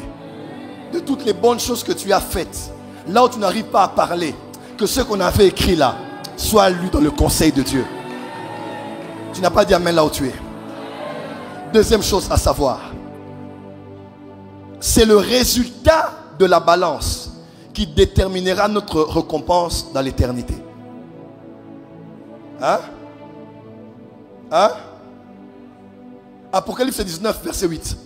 Et lui a été donné de se revêtir d'un fin lin éclatant pur, car le fin lin, ce sont les œuvres justes des saints. Frère, quand dans l'éternité, on va porter des fins lins, il est écrit que les fins lins qu'on a portés là, ce sont nos œuvres. La récompense qu'on aura dans l'éternité est déterminée par ce qu'on a pesé sur la balance. Je vais arriver. Dis avec moi les œuvres. Dis encore les œuvres. Dis encore les œuvres. On peut avancer? Troisième chose. Dans le monde spirituel, nos bonnes et mauvaises œuvres sont placées sur la balance car Dieu est juste. Après comparaison, le côté de la balance qui pèse le plus est celui qui détermine le verdict qui tombera sur nous. Ah. Non seulement on compte tes œuvres, non seulement on pèse tes œuvres, mais même quand ça pèse et qu'on veut frapper, on va toujours chercher l'équilibre. Est-ce que dans ce qu'il a fait de mal là, il n'y a que du mal? On va aussi regarder de l'autre côté. Est-ce qu'il y a du bien que son père a fait? Oh my God. Est-ce qu'il y a du bien que sa mère a fait? Est-ce que, écoutez-moi, Dieu est juste. Dieu est juste. Il n'oubliera pas 1000 œuvres à cause d'une œuvre mauvaise.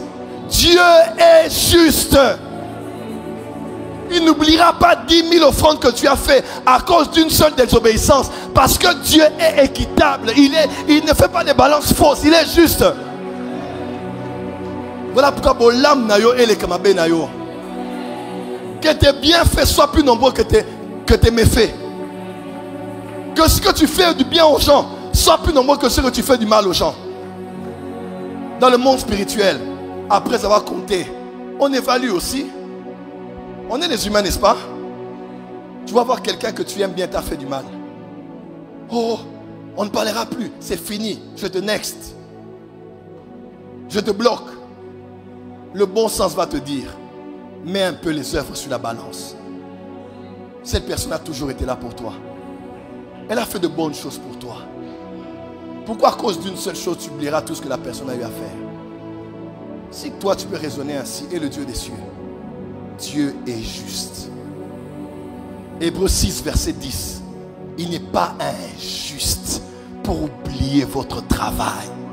Dans le monde spirituel, Dieu, Dieu a un trône de justice. Dieu sait aussi peser. Il a mal fait, mais il y a quelque chose que j'aime chez lui là. À cause de ça, il voulait frapper Salomon. Il dit à cause de David, je ne te frappe pas toi, je frappe ta postérité. Parce qu'il y a des choses que Dieu a devant sa face qui font que même s'il voulait faire du mal, il va se souvenir de ça.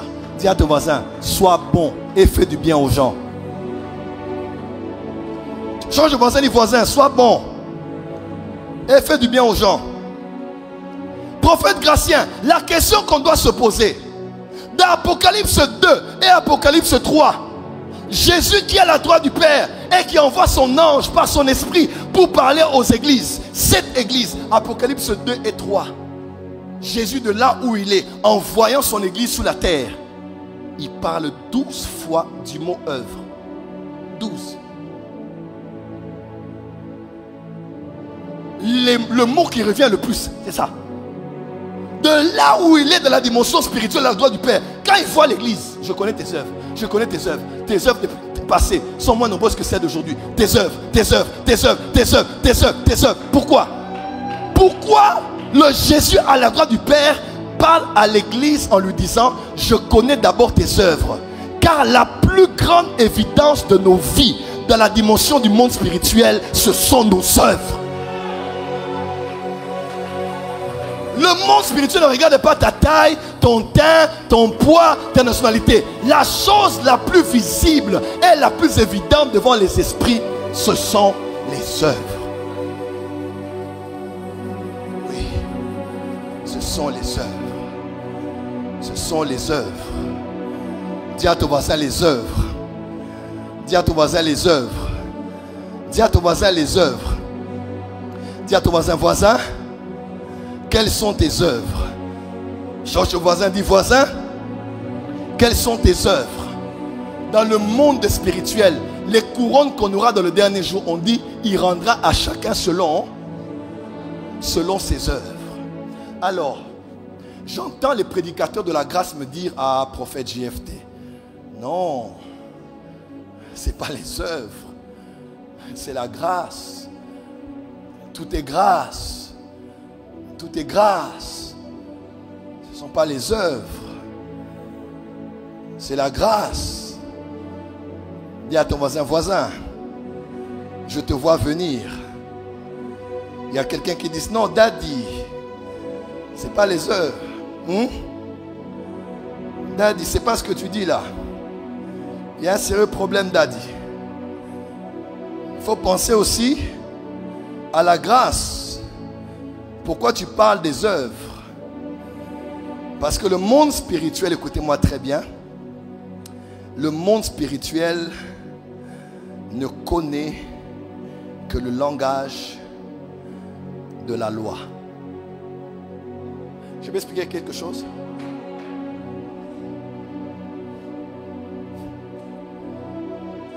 Le monde spirituel, Kevin, écoute-moi bien, a un autre régime par rapport au monde qu'il y a sur la terre. Dans Jean, on dit, la loi est venue par Moïse. Elle est venue pour qui? Pour les hommes, n'est-ce pas? On dit, mais la grâce et la vérité sont venues par Jésus. Pour qui? Pour les hommes. La grâce est venue pour les hommes. Autant que la loi est venue pour les hommes.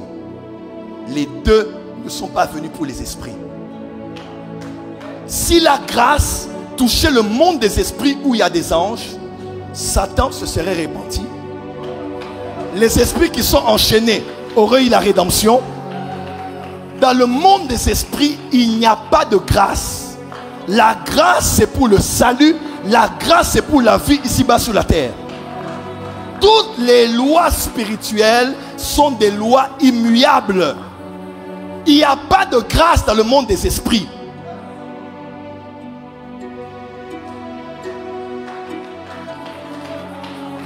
Je peux vous choquer. Il y a eu deux majeures dispensations sur la terre.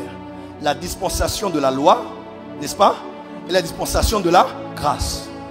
La dispensation de la loi gracienne n'était pas venue que pour être pédagogue afin que l'homme arrive à sa fin et ait besoin d'un sauveur. La dispensation de la loi, Malasovraka, était un temps durant lequel le régime du monde des esprits était venu parmi les hommes. La dispensation de la loi avec Moïse, Gratien, n'était pas qu'un temps que Dieu a prévu avant de nous amener à la grâce. C'était le monde spirituel qui était entré sur la terre et qui a poussé l'homme à obéir à la loi. Voilà pourquoi dans Galates 3, on dit que la loi a été donnée par les anges. La loi a été donnée par les esprits dans le monde spirituel parce qu'ils ne connaissent que ça. Le monde spirituel n'est pas un monde de sentiments. Dieu a dit, j'envoie devant vous un ange. Si vous péchez, il va vous frapper. Pourquoi Dieu peut envoyer Moïse et vouloir tuer Moïse? Pourquoi? Pourquoi un ange peut apparaître? Josué le regarde. Josué dit, es-tu pour nous ou contre nous? L'ange dit, je ne suis ni pour vous ni contre vous. Je suis le chef de l'armée de l'Éternel. Donc, on a un sentiment, je ne suis pas dans les, oh Dieu est avec moi, Dieu est contre moi. Il dit, moi là, je suis là pour une mission. Dans le monde spirituel, il n'y a pas des émotions. Voilà pourquoi, si tu veux changer ta vie par les lois spirituelles, tu as des choses à faire. Pleurer ne te changera pas. Il y a des choses que tu dois poser comme acte, que tu dois faire comme œuvre, qui peuvent changer l'histoire en ta faveur. La dispensation de la loi était régulée par les anges, parce qu'ils avaient emmené leur régime sur la terre. Pour que les hommes maintenant, tu fais pas, tu es jugé. Tu fais pas, tu es jugé. Parce que c'est ça la loi. Voilà l'équilibre. Sauvé par la grâce. Par la grâce en moi, je produis des bonnes œuvres. Mais je dois produire. C'est pas que je reste là maintenant, prie 5 heures du temps. Oh, Dieu va faire. Non, je dois prier 5 heures du temps. Ça fera mal, mais c'est la grâce qui est en moi qui me donnera la force de prier. 5 heures, 10 heures, je dois prier. J'ai mal à l'estomac, je dois faire Hanouka. Frère, il n'y a rien de gratuit dans le monde spirituel. Rien. Rien. Il n'y a rien. La cour des anges a dit, on va envoyer un ange chez Corneille. On a dit parce que Corneille faisait beaucoup de monde. Beaucoup. On a compté 1, 2, 3. Ça débordait. Les anges ont dit non, non, descendez. Pour que l'évangile quitte d'Israël aux nations, on choisit la maison de quelqu'un qui fait du bien. Les anges ont été attirés parce que les bienfaits étaient multipliés. Tout le monde avait déjà consommé ce qui venait de la maison de Corneille. Ah, on a appris que cette femme était morte. Elle s'appelait Tabitha. Pierre a dit, je ne sais pas si Dieu veut ressusciter la femme ou pas, ou si mon onction va agir ou pas, mais quand il veut entrer dans ce territoire, les femmes et les hommes sont venus avec des habits. Tabitha, Tabitha, ça c'est Tabitha, ça c'est Tabitha, ça c'est Tabitha, ça c'est Tabitha. Tabitha m'a donné ça, Tabitha m'a donné ça, Tabitha m'a donné ça. Les œuvres de Tabitha ont crié. Ah.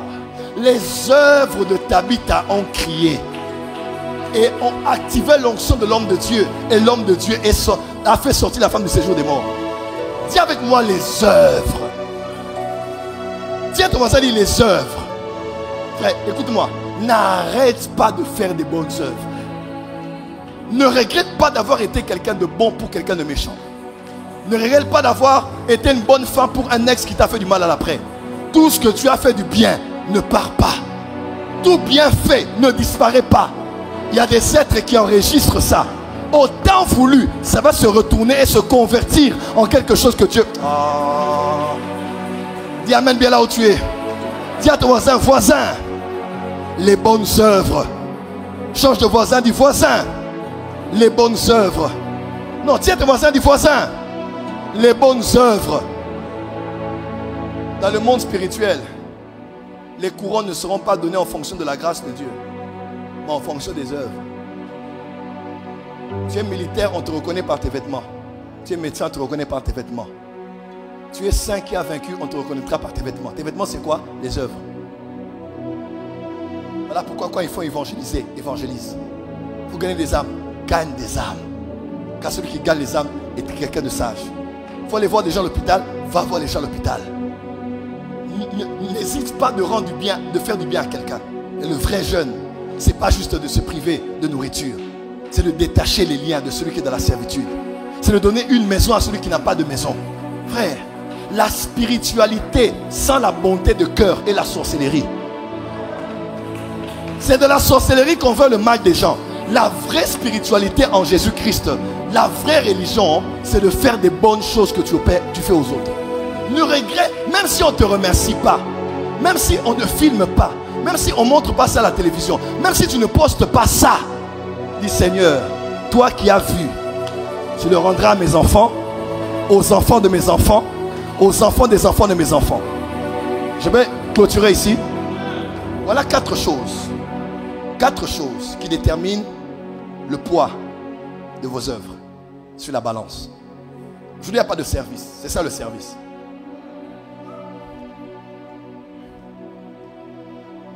Quatre choses qui déterminent le poids. Pour que ce que je fais pèse. C'est déterminé par quel critère, quel critérium pour déterminer si ce que je fais pèse devant Dieu. On a dit, toi, on t'a trouvé léger. On a fait quoi? On t'a rejeté. Comment maintenant avoir du poids? Premier élément qui détermine le poids de tes œuvres. La motivation. la motivation. Faire de bonnes œuvres est une bonne chose.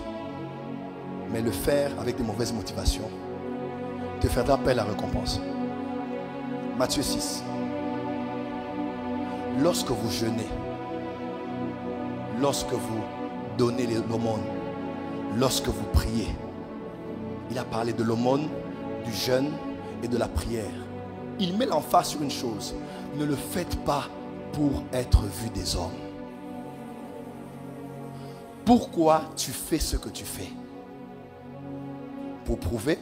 Peut-être que nous, ça nous a impressionnés. Mais Dieu a vu qu'il n'y avait même pas sa gloire dans ce que tu avais fait. La première chose qui détermine si ce que tu fais pèse, tu sais c'est quoi? C'est la motivation. Quand tu le fais pour être vu des hommes, tu es déjà payé. C'est quoi le paiement? L'acclamation, les commentaires sur internet. On a dit c'était bien. On t'a déjà acclamé. C'est mauvais de poster? Non. On peut poster pour édifier. Mais quand quelqu'un poste pour prouver, il poste pour avoir des partenaires. Comme on a vu en Afrique du Sud, une histoire terrible. Quelqu'un qui filmait. On a donné de la nourriture aux enfants. On a filmé, la nourriture est finie. Mais il restait encore des enfants. On a dit non. Pour le bien des caméras, on a demandé aux enfants ce qu'on les avait donné. On a donné aux autres enfants pour que les caméras filment quand même. Et la vidéo doit aller en Suisse, doit aller au Canada, doit aller en France pour avoir des partenariats. Pourquoi utiliser la souffrance des gens pour se faire de l'argent? Pourquoi les ONG ont perdu leur essence aujourd'hui? Faire du bien, c'est bien. Mais la plupart font des choses pour qu'on les acclame et qu'on les reconnaisse. On peut faire ce qu'on fait, on édifie les gens, on poste aussi pour... Quelqu'un d'autre peut être aussi inspiré, ce n'est pas mauvais. Mais souvent, au fond de nous-mêmes, on aime la gloire des hommes. On aime l'honneur des hommes. Pourquoi j'ai prêché ce que j'ai prêché? Pourquoi j'ai prophétisé comme j'ai prophétisé? C'est pour prouver aux gens. Quelqu'un me comprend? Frère, ce qui va être... Écoute-moi, tu peux mentir à tout le monde sauf au monde des esprits. Même si nous on ne voit pas, Dieu voit. Même si nous on a clamé, on a dit waouh, mais Dieu a vu que ça ne pèse pas. C'est rien.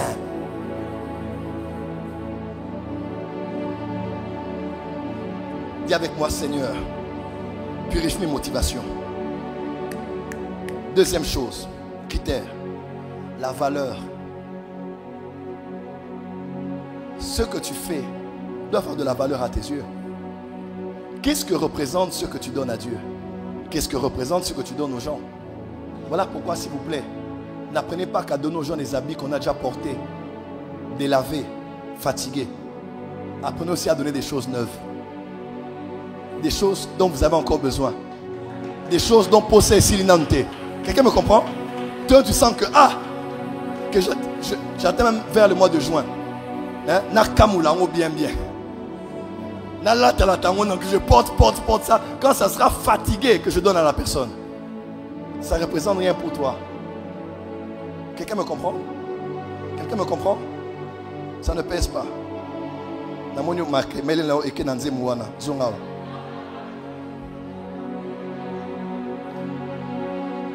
Dis amen très fort. Revenez ici. Alléluia. Dis à ton voisin la valeur. Tout le monde donnait. Jésus était près du tronc. Il a regardé et dit, mais cette femme a donné tout ce qu'elle avait. Elle a donné plus que tout le monde. Pourquoi? C'est ce que ça représentait pour elle. Quand on dit donne à Dieu, ne donne pas un 500 fatigué. Tu donnes ce qui représente quelque chose pour toi. Ce qui a de la valeur pour toi. Dis à ton voisin, ce que tu donnes doit avoir de la valeur à tes yeux. À partir d'aujourd'hui, donne des habits neufs. Donne la nourriture fraîche. Donne la meilleure partie du poulet que tu as tué. Oh, tu n'as pas dit amen. Donne le salon sur lequel que tu as utilisé pendant un mois. Donne-le déjà. N'attends pas que les gens aient toujours mon cocoli et ma crocoto. Donne aussi aux gens. Tu sens que j'en avais besoin. Je donne seulement. J'ai appris une chose pendant des années. Entre Dieu et moi, il n'y a pas un bien matériel. Demandez à Maman Simiane, demandez à ceux qui me connaissent, demandez à ma mère, demandez à mes collaborateurs. Entre Dieu et moi, en tout cas, il n'y a aucun bien matériel. Je peux être répréhensible dans beaucoup de domaines. Mais là, tout ce qui est matériel ne sera jamais entre Dieu et moi. Je peux donner à Dieu n'importe quel montant, donner à Dieu n'importe quel bijou, n'importe, sauf mon alliance, monsieur. Donner à Dieu n'importe quoi qui coûte, sans avoir de remords. Quand Dieu dit, donne-moi 10 000, je peux le donner. Parce que depuis des années, Dieu m'avait dit, je te rendrai très riche. Mais vis comme si tu n'en as pas. C'est ainsi que je ne cours jamais derrière les prophétiser pour quelqu'un, pour l'imposer un hôtel ou l'argent. Je me suis discipliné à ne même pas garder l'argent en main. Je donne aux gens de gérer l'argent. J'ai fréquenté des grands prophètes de ce monde. Des réseaux de prophètes qui ont des millions, des Rolls, des jets privés, des buildings, des carrières minières, des accès. Dieu m'a dit, tu sors de ce milieu. Je dis, hein? Dieu me dit, tu sors. Tu sors. Je te rendrai riche, mais pas dans leur milieu. Je ne veux pas que quelqu'un dise que j'ai béni Abraham. Je te rendrai riche, mais je t'ouvrirai d'autres portes qui sont pures, dans lesquelles mon nom seul sera glorifié. On ne coupe pas derrière l'argent ou les biens matériaux, jamais. Ce que tu donnes doit avoir de la valeur pour toi. Tu sens que ça fait mal. Ce qui ne te touche pas ne touche pas Dieu. Ce qui ne te touche pas ne touche pas Dieu. Troisième chose, la fidélité. Surtout quand c'est une œuvre que l'on pratique. Il y a des gens qui ont été fidèles de janvier jusqu'au 1er février. Et puis du 1er février au 5-6 février, tu as commencé à murmurer, à te plaindre, à murmurer, à te plaindre, à murmurer, à te plaindre. Laisse-moi te dire, c'est celui qui persévérera jusqu'à la fin qui sera sauvé. Ce ne sont pas que des bonnes œuvres, mais c'est les bonnes œuvres que l'on fait jusqu'à la fin. Parce qu'il est possible que tout ce que tu as fait du bien soit annulé. Parce qu'à la fin, tu as murmuré. N'était-il pas sorti de l'Égypte, les mains levées? Oui. N'avait-il pas traversé la mer Rouge à main levée? Oui. N'avait-il pas vu la main de Dieu avec eux? Oui. Mais ce n'est pas faire le long trajet, mais c'est comment tu termines. Parce que la fin d'une chose vaut mieux que son commencement. Tu étais proche d'un homme de Dieu. Oh, moi d'ailleurs, Dieu me paiera. J'étais proche de Daddy, je servais là-bas. Il y a des gens qui ont perdu toutes leurs récompenses. Parce qu'ils croient que c'est parce qu'ils avaient travaillé près de l'homme de Dieu qu'ils auront. C'est comment tu es sorti de sa présence. C'est comment tu as quitté sa couverture. C'est comment tu as quitté l'église qui déterminera si oui ou non tu seras payé. La fidélité. On sera payé aussi par rapport à la viens, bon et fidèle serviteur, entre dans la gloire de ton maître. Dernier point, nous serons aussi, le poids de nos œuvres est aussi déterminé par l'abondance de nos œuvres. Oui, Dieu est juste. Celui qui a donné d'un cœur pur à 3 personnes, Dieu ne le bénira pas comme quelqu'un qui a donné d'un cœur pur à 3000 personnes. Il y a des choses, quand Dieu voit ce que Salomon a fait, Dieu lui-même sort de son trône. Il vient devant un homme et il dit, tu veux que je te donne quoi? Parce que Salomon a donné des milliers et des milliers de sacrifices pour lui. La qualité compte, mais la quantité n'est pas négligeable. L'abondance des œuvres compte. Dieu est juste. On a dit compter, compter, peser. Tu as compté. Tu as prié combien d'heures? Tu as jeûné combien de jours? Tu as donné à combien de pasteurs? Quelqu'un me suit? Quelqu'un me suit? Tu as intercédé pour combien de familles? Tu as nourri combien de veuves? Dieu ne nous traitera pas de la même manière, sinon Dieu est injuste. Donnez et il vous sera donné. On versera dans votre sein une mesure bien serrée, secouée et qui déborde. Celui qui sème peu, moissonnera peu. Et celui qui sème abondamment, moissonnera abondamment. C'est la parole de Dieu. À partir d'aujourd'hui, laisse-moi te dire, en fait, voilà ce que je veux conclure maintenant. Nous sommes sur la terre, nation, famille, organisation, église, ministère, regroupement. Le monde spirituel est là en train de nous observer. Le déroulement de l'histoire de ta vie ou même de la nation se fera en fonction de comment les choses sont délibérées là-haut. Comment les choses sont délibérées là-haut. Voilà pourquoi dans Job on dit qu'il ne meurt pas parce que j'ai eu pour lui une rançon. Ça veut dire j'ai eu pour lui quelque chose qu'il a fait. Ou quelque chose qui a un mérite, qui peut faire qu'il ne prenne plus cette histoire, mais qu'il vive un autre futur. Pour la RDC, il y a des choses qu'il faut qu'on fasse, qui vont déterminer l'issue de la guerre. Pour tous les temps difficiles par lesquels tu passes là, c'est la saison de dire à Dieu, Seigneur, dis-moi ce que je dois faire. Demande-moi ce que tu veux que je te donne. Frappe à la porte de mon cœur, je ne résisterai pas. Si je n'ai pas entendu ta voix, hausse un peu le son de ta voix. Mais s'il te plaît, je veux savoir ce que tu veux que je fasse. Décision de vie. Prends la résolution de faire des bonnes œuvres.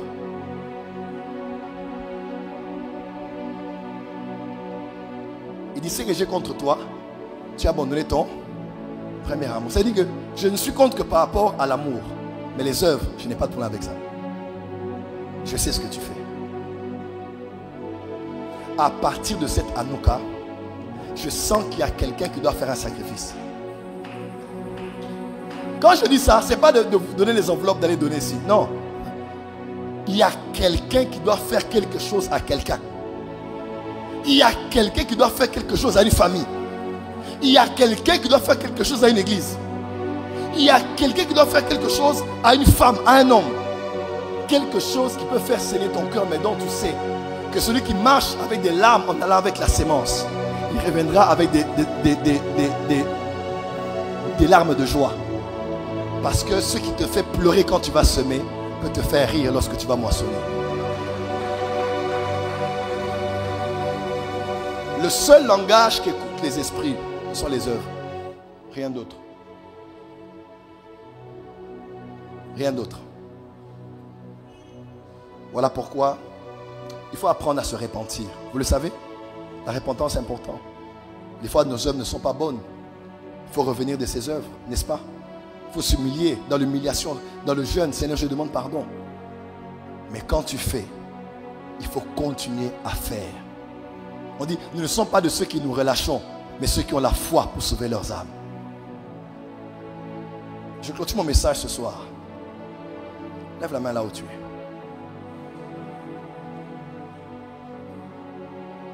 Le prophète dit, cette sentence vient d'un de ceux qui veillent. Afin que les vivants sachent que le Très-Haut, il domine sur le règne des hommes. Il y a des esprits qui veillent sur la RDC. Et il y a des prophètes qui ont eu la grâce de fréquenter les veilleurs. Il y a des prophètes qui ont la grâce de fréquenter les observateurs. Il y a des prophètes qui ont la grâce de siéger au conseil de Dieu. Jérémie 23. S'ils avaient été dans mon conseil, ils auraient pu voir et entendre ma parole. Tu me conduiras dans ton conseil. Tu me conduiras par ton conseil. Que Dieu te fasse grâce aujourd'hui, quand tu dormiras en cette nuit, que tu sièges là où Dieu siège. Tous les serviteurs et servantes de Dieu, à partir de ce soir, que tu sièges là où Dieu siège. Là où des décisions veulent être prises sur ta famille, par le conseil de Dieu, ou par les conseils des méchants, par les tribunaux de Dieu, ou par les tribunaux de la nuit. Vous savez quoi? Le problème avec Job, c'est que là où on parlait de lui, lui n'était pas là-bas.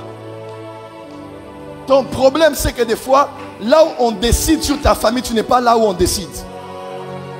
Ma prière à partir de ce soir, toute forme de conseil, que ce soit de Dieu ou des sorciers, que tu aies l'œil pour voir, l'oreille pour entendre et la sagesse pour poser des actes dans des saisons spécifiques afin d'en voir les résultats.